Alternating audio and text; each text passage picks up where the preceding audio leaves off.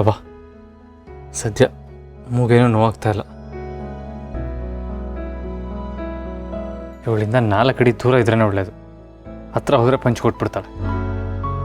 ಅಲ್ಲ ನಾನು ಬೇಕು ಅಂತ ಹೋದ್ನಾ, ಅದೇನೋ ಜಡೆ ಹಾಕೋದಿಗೆ ಕನ್ಫ್ಯೂಸ್ ಆಗಿ ನನ್ನ ಹತ್ರ ಬರಬೇಡಿ ಬರಬೇಡಿ. ಇನ್ನೂ ಕನ್ಸು ಕಾಣ್ತಾ ಇದೆಯಲ್ಲ. ದೂರ ನಿಂತ್ಕೊಳ್ಳಿ. ದುರ್ಗಾ ಹತ್ರ ಬರಬೇಡಿ ಬರಬೇಡಿ. ನನ್ನ ಹತ್ರ ಬರಬೇಡ. ಬೇಡ ದುರ್ಗಾ ಬೇಡ. ದುರ್ಗಾ ಹತ್ರ ಬರಬೇಡ. ದುರ್ಗಾ ಎದ್ದೇಳು, ಬೆಳಕಾಯ್ತು. ದುರ್ಗಾ ಹತ್ರ ಬರಬೇಡಿ. ದುರ್ಗಾ ಹತ್ರ ನೀನ್ ಕನ್ಸು ಕಾಣ್ತಾ ಇದೆಯಾ? ಎದ್ದೇಳು ದುರ್ಗಾ. ಹತ್ರ ಬರಬೇಡಿ. ದುರ್ಗಾ ದೇವ ಕಣ್ಣು ಬಾಸು. ಅಯ್ಯೋ ಗೊತ್ತಾಗ್ಲಿಲ್ಲ ಬಾಸು. ಕಣ್ಣು ಮುಟ್ಬೇಡ, ನೀನು ದೂರ ಇರು. ನೀನು ದೂರ ಇರು, ಹತ್ರ ಬರಬೇಡ. ಅಮ್ಮ ಅಯ್ಯೋ ಅದು ಕನ್ಸಲ್ಲಿ ದೆವ್ವ ಅನ್ಕೊಂಡು ನಾನು ಹೋಗಿ. ಏನ ಕನ್ಸಲ್ಲಿ ದೆವ್ವನ? ದೆವ್ವಕ್ಕೂ ನೀ ಹೊಡಿದ್ಯಾ? ಹೋಗ್ಲಿ ಬಿಡಿ. ಜೋರಾಗಿ ಏಟ್ ಬಿತ್ತಾ? ಜೋರಾಗ? ಅಯ್ಯೋ ಕಣ್ಣೊಳಗೆ ಅಪ್ಪಚ್ಚಿ ಆಗೋಗಿದೆ ಅನ್ಸುತ್ತೆ. ಅಯ್ಯೋ ಎಲ್ಲಿ ತೋರಿಸಿ. ಏನು ಅಪ್ಪಚ್ಚಿ ಆಗಿರೋದ್ನ? ಅಯ್ಯೋ ನಿಮ್ ಕಣ್ಣ ಬಾಸು. ಏನು ಬೇಡ ತಾಯಿ, ನೀನು 4 ಅಡಿ ಹಿಂದೆ ಇರು. ಅಮ್ಮ ಇದನ್ನ ಬಿಟ್ಟು ಅದು ಇನ್ನೂ ಏನೇನು ಟ್ಯಾಲೆಂಟ್ ಇಟ್ಕೊಂಡಿದ್ದಾಳೋ ಏನೋ. ಟ್ಯಾಂಕಾ? ನನ್ನ ಹತ್ರ ಯಾವ ಟ್ಯಾಂಕು ಇಲ್ಲ ಬಾಸು. ಅಮ್ಮ ತಾಯಿ, ಟ್ಯಾಂಕ್ ಅಲ್ಲ, ಟ್ಯಾಲೆಂಟು. ನಿನಗೇನಾದರೂ ಕರೆಕ್ಟೇನೋ ಜೂಡೋನೋ ಗೊತ್ತಾ? ಅಮ್ಮ ಕಣ್ಣು. ಬಾಸು ನೀವು ಕನ್ನಡಕ ಹಾಕಿರ್ಲಿಲ್ಲ ತಾನೇ? ವಾ ಸದ್ಯ ಅದೊಂದು ಹಾಕಿರ್ಲಿಲ್ಲ. ಹಾಕಿದ್ರೆ ಎಷ್ಟೊತ್ತಿಗೆ ನನ್ನ ಕಣ್ಣು ಟಮಾರೆ. ಅಯ್ಯೋ ಬಿಡ್ತು ಅನ್ನಿ ಬಾಸು. ನಾನು ಬೇಕಂತ ಮಾಡಲಿಲ್ಲ ಬಾಸು. ಕೆಂಪು ಕಣ್ಣು ನೆನಪಾಯ್ತು. ನನ್ನ ಹಿಡಿಯೋಕೆ ಬಂದಂಗಾಯ್ತು. ಅವಾಗ ಗೊತ್ತಿಲ್ಲದೆ. ಯಾವ ಕೆಂಪು ಕಣ್ಣು? ಅದೇ ಕನಸು. Stop it Durga. ನಿನ್ನ ಪೂರ್ಣ ಎಲ್ಲ ನಿಲ್ಲಿಸು. ಮೊದಲು ಐಸ್ ಬ್ಯಾಗ್ ತೊಗೊಂಬಾ. ಅಪ್ಪ ನೆನ್ನೆ ಮೂಗು ಮುರಿದೆ, ಇವತ್ತು ಕಣ್ಣು ಮುರಿದೆ. ನಾಳೆ ಅದನ್ನ ಏನೇನು ಮುರಿತೀಯೋ. ಹಾಗೆಲ್ಲ ಏನೂ ಇಲ್ಲ, ನಾನು ಈಗಲೇ ಹೋಗಿ ತಗೊಬರ್ತೀನಿ.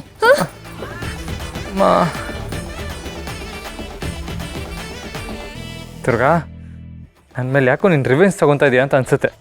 ಹುಷಾರಾಗಿರ್ಬೇಕು.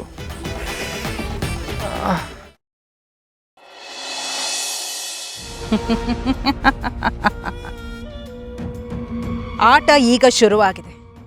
ರಾತ್ರಿ ಭಯದ ನೆರಳು ಹಗಲಲ್ಲೂ ಅವ್ರನ್ನ ಕಾಡ್ತಾ ಇರಬೇಕು. ಈ ಆಟನ ನಾನು ಪದೇ ಪದೇ ಆಡ್ತಾನೇ ಇರಬೇಕು.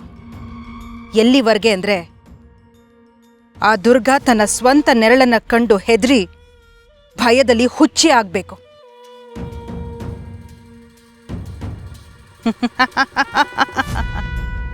ಈ ಕಡೆ ಅಂಬಿಕನ ಶಕ್ತಿಯೆಲ್ಲ ಉಡುಗ್ ಹೋಗಬೇಕು. ತನ್ನ ಕೈಯಿಂದಲೇ ತನ್ನವರೆಲ್ಲ ನಾಶ ಆಗ್ತಿದ್ದಾರೆ ಅಂತ ಅನ್ಸಿ ಅಂಬಿಕನ್ಗೆ ಅವಳ ಬಗ್ಗೆನೇ ಅವಳಿಗೆ ಅಸಹ್ಯ ಹುಟ್ಟಬೇಕು. ತನ್ನಲ್ಲಿರೋ ನಂಬಿಕೆಯೆಲ್ಲ ಅವಳು ಕಳ್ಕೊಂಡಾಗ ಅವಳಾಗೆ ಎಲ್ರಿಂದನೂ ದೂರ ಹೋಗೋ ಪ್ರಯತ್ನ ಮಾಡಬೇಕು.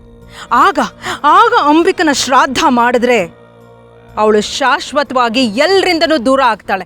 ಆಮೇಲೆ ಈ ಮಾಳ್ವಿಕನ ತಡೆಯೋರು ಯಾರೂ ಇರೋದಿಲ್ಲ.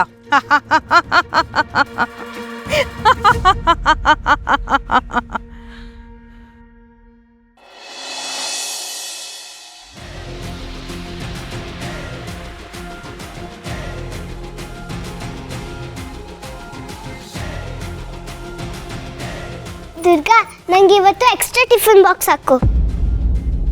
ಒಂದೇ ಸರಿಯಾಗಿ ತಿನ್ನಲ್ಲ ನೀನು, ನಿನಗೆ ಯಾಕೆ ಬೇಕು? ಅತ್ತೆ, ನಮ್ಮ ಸ್ಕೂಲಲ್ಲಿ ದುರ್ಗಾ ಮಾಡಿದ ಅಡುಗೆ ಅಂದರೆ ತುಂಬ ಫೇಮಸ್ಸು. ನಂಗೊಂದು ಸ್ವಲ್ಪ ಬೇಕು, ನಂಗೊಂದು ಸ್ವಲ್ಪ ಬೇಕು ಅಂತೆಲ್ಲರೂ ತಿನ್ಬಿಡ್ತಾರೆ. ನಂಗೊಂಚೂರು ಉಳಿಸಲ್ಲ. ಸರಿ ಪುಟ್ ಮೇಡಮ್, 2 ಬಾಕ್ಸ್ ಕಟ್ತೀನಿ. ಹಾಂ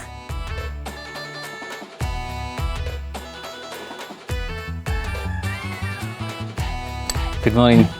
ಗುಡ್ ಮಾರ್ನಿಂಗ್.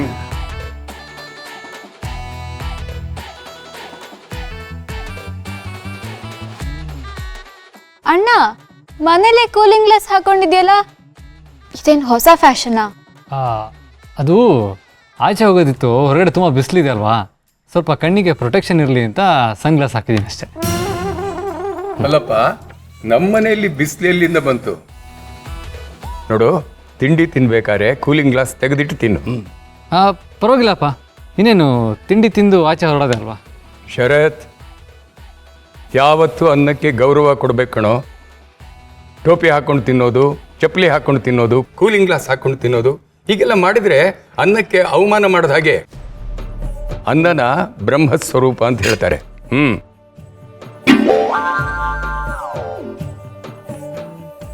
ತೆಗಿಯೋ.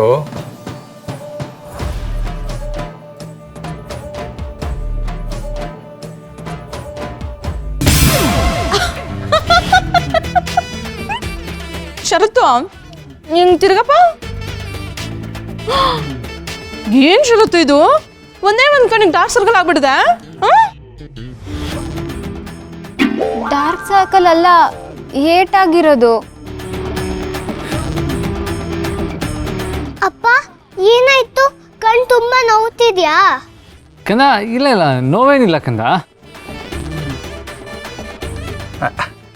ಅಂದ ಹಾಗೆ ಶರತ್ ಅವರೇ, ಯಾರ ಕೈಲಿ ಪ್ರಸಾದ ತಿಂದೆ? ಶರತ್, ಏನಾದರೂ ಆಕ್ಸಿಡೆಂಟ್ ಆಯ್ತೇನೋ? ಎಷ್ಟು ಬಲವಾಗಿ ಏಟು ಬಿದ್ದಿದೆ? ಆಕ್ಸಿಡೆಂಟ್ ಏನಿಲ್ಲಪ್ಪ. ನಿದ್ದೆಲ್ಲೇ ಫೈಟ್ ಮಾಡೋ ಪೈಲ್ವಾನ್ಗಳು ನಮ್ಮನೇಲೇ ಇರಬೇಕಾದ್ರೆ ಆಚೆ ಶತ್ರುಗಳು ಏನಕ್ಕೆ ಬೇಕು?